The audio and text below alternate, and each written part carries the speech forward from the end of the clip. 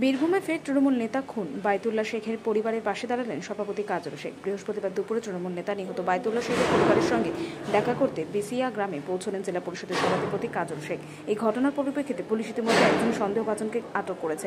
আজ সভাপতি কাজল শেখ নিহতের পরিবারের সঙ্গে দেখা করে সমবেদনা জানান ও পাশে থাকার আশ্বাস।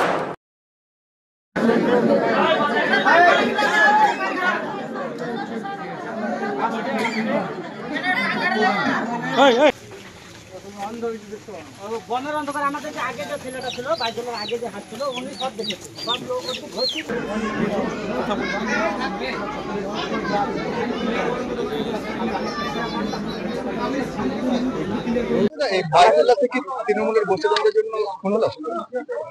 হয়তো আপনার কাছে রিপোর্ট থাকতে পারে, এখন আমাদের কাছে এ ধরনের কোনো রিপোর্ট নেই।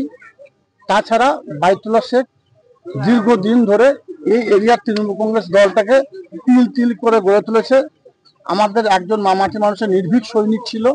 দীর্ঘদিন ধরে ওর সঙ্গে আমার একটা সম্পর্ক ছিল, নিবিড় সম্পর্ক।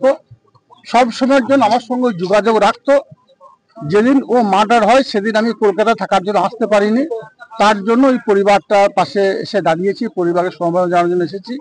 এবং পরিবারের যদি একটা বাচ্চা আছে, ছেলে এবং দুটো মেয়ে, ওর ওয়াইফকে কথা দিয়ে গেলাম যদি কোনো সময়ের জন্য কোনো সহায়তা প্রয়োজন বোধ করে বলবে, সব সময়ের জন্য পরিবারটা পাশে থাকবো।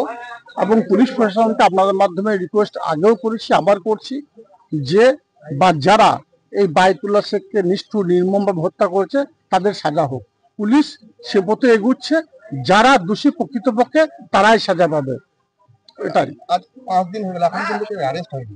দেখুন, 2-4 জনকে ধরে ভরে দিয়ে ওই কেসে আসামি করা এটা বড় কিছু ব্যাপার বলে আমি মনে করি না। বীরভূম জেলা পুলিশ প্রশাসন সঠিক পথে এগুচ্ছে, সঠিক দিশায় এগুচ্ছে। যারা প্রকৃতপক্ষে দোষী তারা অ্যারেস্ট হবে, আপনারা নিশ্চিন্ত থাকতে পারেন। দাদা, আপনার কাছে কি দাবি রাখলেন, মানে আবেদন কি করলেন? ওনার পরিবার পাশে থাকার কথা বলেছেন। যেভাবে দীর্ঘদিন ধরে বায়তুল্লাহ শেখের সঙ্গে আমার একটা নিবিড় সম্পর্ক ছিল, সেই সম্পর্কটা যেন অটুট থাকে সে কথাটাই বলেছেন। আর যেখানে যা বলার এই পরিবারটা সম্পর্কে আমি সেখানে সে কথা। উনি ছেলে মেয়ে মানুষ করার জন্য একটা সরকারি চাকরি আবেদন করলেন। দেখুন, আমি আগেও বলেছি, আবার বলছি, আমি যেখানে যা বলার এই বিষয় নিয়ে, বায়তুল্লাহ শেখ কেমন ছিল, কি ধরনের সংগঠন ছিল, কেমন সংগঠক ছিল, এরিয়ায় তৃণমূল কংগ্রেস দলটা কিভাবে তিনি মজবুত করেছেন, সে বিষয়টা যেখানে যা বলার সেখানে আমি বলবো। আজকে তো কোর্ট কোর্টে মিটিং আছে, শুধু তো মুখে একের পর এক প্রশ্ন করছো। তুমি সেদিন গাড়ি ছিল না, চার দোকান চা খেয়ে সাইড দেখেছি, সবসময় থাকে একসঙ্গে যায়। আসামি না উঠলে আবার আমি যখন বিধবা হচ্ছে আর কোনো মেয়ে যেন এবং বিধবা না হয়, এটা আপনাদেরকে অনুরোধ করা থাকছে যেন একটু দেখিয়ে যেন আসামিরা কঠোর শাস্তি পায়।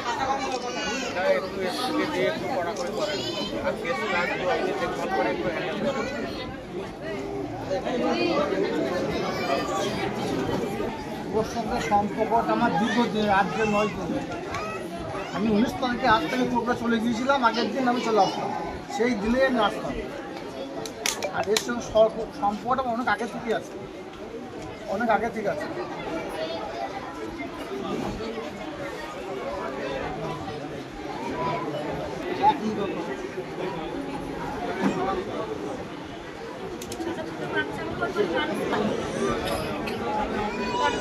কাজ আমাকে ব্যবস্থা করে দিতে হবে আপনার।